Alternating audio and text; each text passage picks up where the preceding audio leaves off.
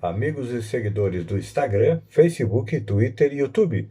Sejam bem-vindos ao programa Almoçando com Feijão, edição da manhã, onde você fica sabendo das notícias de Santa Catarina e manchetes dos principais jornais, com apoio da CEPRAG, CDL de Sombrio, Pacheco Madeireiro Consultora, Lotérica Sombrio e Xcred. Vamos ao nosso toque de espiritualidade que eu dedico aos meus amigos que estão aniversariando hoje, que são a Mari Paula Oliveira, Marlene Santos, Francine Fermiano, Paulo Rafael Rosa, Natália Darós, Neuza Rocha, Bianca Barbosa, Heloísa Lumertz, Lucas Carlessi e Morena Manu.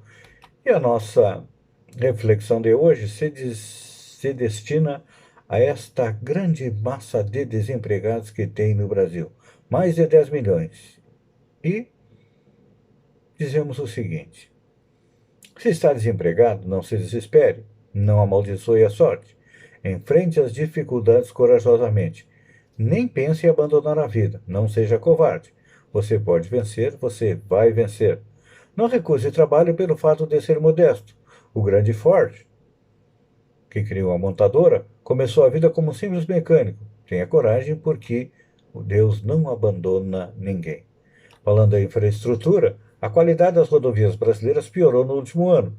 Segundo a 23ª edição da pesquisa CNT de rodovias divulgada pela Confederação Nacional dos Transportes e pelo SESC-Senat, o estado geral das vias apresenta problemas em 59% da extensão dos trechos avaliados. Em 2018, esse percentual foi de 57%. Do total da malha catarinense, 36,3% foi considerada regular. O levantamento indica ainda que 4,8% está em péssimas condições e 12,5% pode ser considerado ótima no estado. Falando em silêncio, enquanto diversas lideranças estaduais estão engajadas em pelo menos diminuir a quantidade de praças de pedágio ou os valores propostos a serem cobrados no trecho sul da BR-101, o governador Carlos Moisés segue sem se pronunciar. Vale lembrar que Moisés é de Tubarão, na Associação do Município de Laguna, região onde está, as que serão afetadas pelo pedágio. Falando em idoso endividado, integrante das comissões especiais e de superendividamento do consumidor e da defesa dos direitos das pessoas idosas, a deputada federal Carmen Zanotto, do Cidadania, pediu audiência pública para discutir a exploração indevida da renda ou da apropriação do patrimônio do idoso. Ela tem dados do Disque 100 que mostram que mais da metade dos crimes de abuso econômico de idosos envolve parentes mais próximos. Em entrevista, o presidente do Sindifisco Santa Catarina, José Farenza, disse que a arrecadação do Estado vai muito bem. Segundo o boletim do Conselho Nacional de Política Fazendária, Santa Catarina teve incremento de 17,99% no primeiro semestre de 2019, quando comparado com o mesmo período de 2018.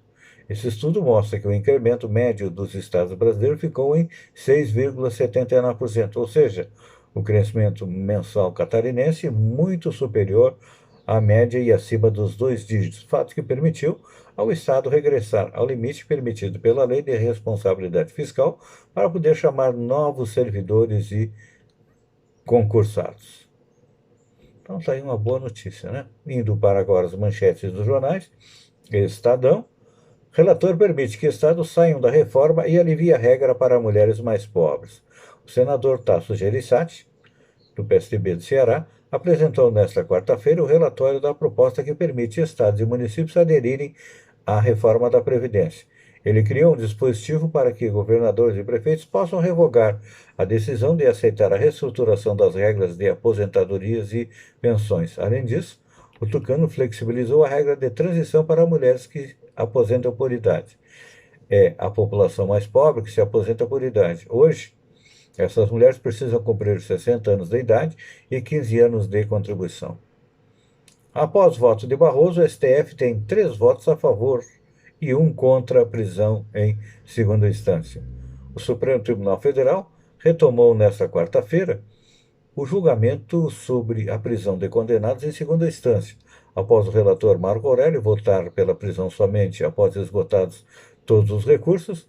os ministros Alexandre de Moraes, Edson Fachin, Luiz Roberto Barroso defendem a execução da pena já em segunda instância. Desse modo, o placar está a 3 votos pela prisão antes do trânsito em julgado. Após o voto de Barroso, Toffoli encerrou a sessão desta quarta-feira. O julgamento será retomado ainda hoje.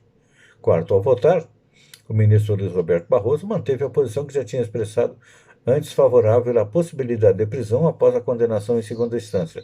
Segundo ele, impedir isso levará a frequentes prescrições e impunidade. O ministro deu como exemplo alguns crimes de grande repercussão em que a pena foi executada muitos anos depois. Entre os casos mencionados, sem citar nominalmente, estava do ex-deputado Paulo Maluf. O Globo, novo líder do PSL, Eduardo Bolsonaro, diz que o futuro da família na sigla é incerto. Após assumir a liderança do PSL, rachado na Câmara, Eduardo Bolsonaro afirmou à Folha que sua missão agora é pacificar a sigla, mas reconhece que o futuro partidário dele e da sua família é incerto. Folha de São Paulo, Guedes quer eliminar piso para a saúde e educação em estados e municípios. O ministro da Economia, Paulo Guedes, estuda a eliminação de patamares mínimos que estados e municípios devem aplicar em saúde e educação. A mudança está na minuta da PEC, proposta de emenda à Constituição, prestes a ser apresentada ao Congresso para mudar regras físicas e orçamentárias. Hoje, a Constituição determina que estados devam destinar 12% da receita à saúde e 25% à educação. Municípios devem alocar 15% e 25%, respectivamente. Centrão vai apoiar Huck contra PT e Bolsonaro, prevê ex-senador Jorge Bornhausen. O Centro deverá apoiar Luciano Huck na disputa com o PT para enfrentar Jair Bolsonaro no segundo turno de 2022, deixando João Dória de lado. É o poder real do país que pode acabar nas mãos de um primeiro-ministro. As previsões foram feitas por um dos mais experientes observadores da cena política brasileira, o ex-senador catarinense Jorge Bornhausen. Aos 81 anos, ele é um dos principais oráculos ouvidos por atores do centro à direita, mesmo tendo deixado a vida partidária em 2010. Atualmente, ele é representado pelo seu filho, Paulo Bornhausen. Com apoio da CEPRAG, CDL Sombrio, Pacheco Madeireiro Construtora, a Lotérica Sombrio, que lembra que hoje tem sorteio da Mega Sena e Siscred. Agradecemos a todos, obrigado pela companhia e até o meio-dia com a segunda edição do programa Almoçando com Feijão. Um beijo no coração e até lá então.